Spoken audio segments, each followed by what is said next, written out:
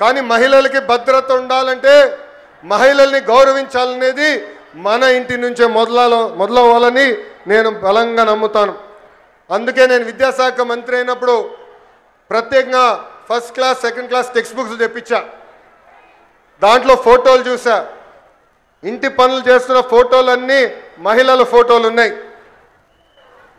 ఏకంగా అది నేను మార్చాను. ఇప్పుడు 50% ఫోటోలు మగవాళ్ళు ఇంటి పనులు చేసే ఫోటోలున్నాయి, 50% ఫోటోలు ఆడవాళ్ళు ఇంటి పనులు చేసే ఫోటోలున్నాయి.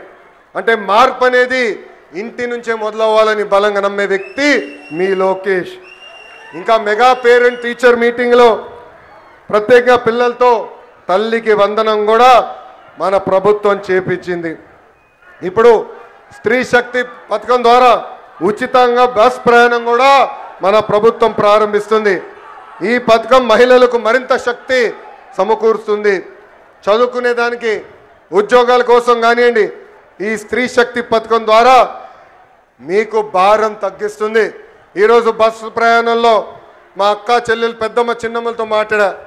వాళ్ళందరితో మాట్లాడినప్పుడు నాకు అర్థమైంది, కనీసం నెలకి 1500 రూపాయల భారం మీకు తగ్గుతుందని. 2019లో సంపూర్ణ మద్యపాన నిషేధం చేస్తానని ఒక రాక్షసుడు అన్నాడు. ఏకంగా అమ్ముతున్న మద్యం ఆరోగ్యానికి హానికరం అని అధికారులు అనేక సార్లు చెప్పినా ఏకంగా ధనదాహం కోసం విషం కంటే ప్రమాదమైన మద్యం అమ్మి ఏకంగా తాలిబొడు తెంపాడు ఆ రాక్షసుడు. మహిళల్ని ఏకంగా అగౌరవపరిచారు. నేను చూశాను, పాదయాత్రలో మహిళల్ని కలిశాను. మీరు పడుతున్న కష్టాలు చూసిన తర్వాతనే గౌరవ ముఖ్యమంత్రి గారిని చంద్రబాబు నాయుడు గారిని, గౌరవ ఉప ముఖ్యమంత్రి గారు పవన్ అన్న గారికి కలిసి మనం బాబు సూపర్ 6 మేనిఫెస్టో కూడా రూపొందిస్తాం జరిగింది. సొంత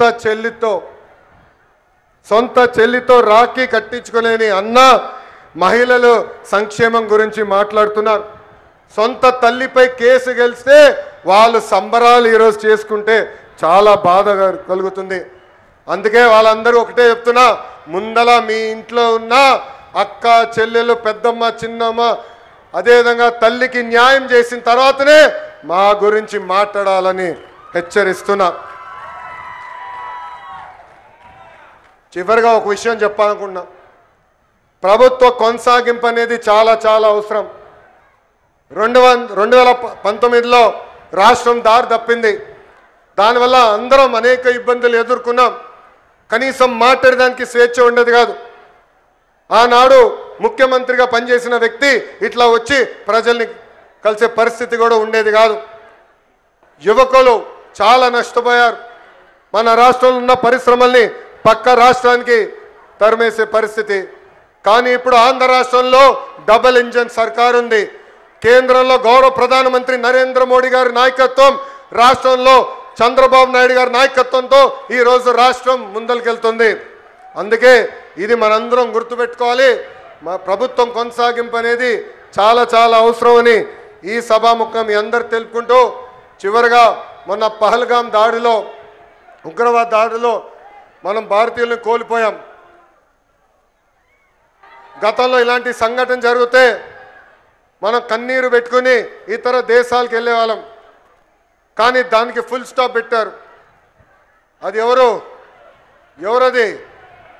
మన మిసైల్ గౌరవ ప్రధానమంత్రి నరేంద్ర మోడీ గారు ఆపరేషన్ సింధూర్ ద్వారా తగిన గుణపాఠం చెప్పారు. ఉగ్రవాదుల తర్వాత దాడి చేశారు. ఏకంగా పాకిస్తాన్ ఆర్మీ కూడా దాడి చేసింది.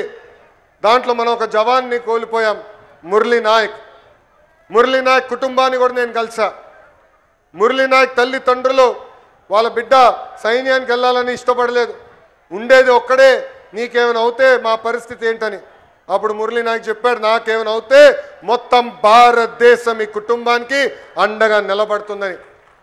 అందుకే జవాన్ ఎక్కడ ఉన్నా మనం దారి ఇవ్వాలి, సెల్యూట్ కొట్టి జై జవాన్ అని చెప్పాలని ఈ సభాముఖం మీ అందరు తెలుపుకుంటూ, నాకు ఇంత అద్భుతమైన అవకాశం ఇచ్చిన గౌరవ ముఖ్యమంత్రి చంద్రబాబు నాయుడు గారికి నా హృదయపూర్వక ధన్యవాదాలు తెలుపుకుంటూ మీ అందరి దగ్గర నుంచి సెలవు తీసుకుంటున్నాం.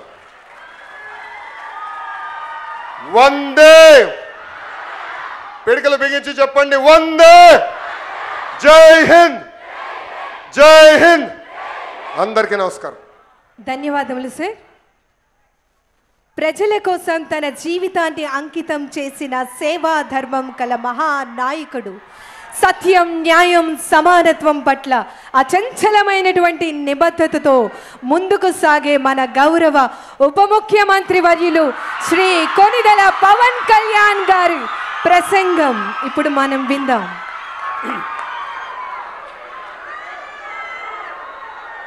స్త్రీ శక్తి